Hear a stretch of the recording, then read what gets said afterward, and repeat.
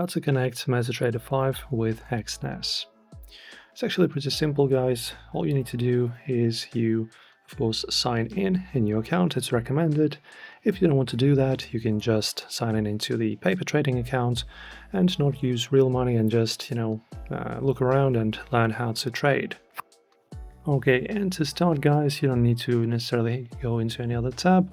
As you can see on the very center of our screen, we have a plus icon, so press on it. And in here, where it says Find Broker in the top, you just type in Exness. And in here from the list, you just choose which one you want. As you can see, we have multiple of them. Say we want to choose Exness UK Limited on the very top.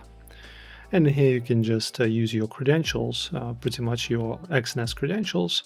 You just type in your login, then your password, choose the server, and then you can also save the password to not log in once again from the scratch. Then you press on login, and now your MT5 is directly connected and integrated with Exness. Enjoy, guys. If this helped you out, like and subscribe.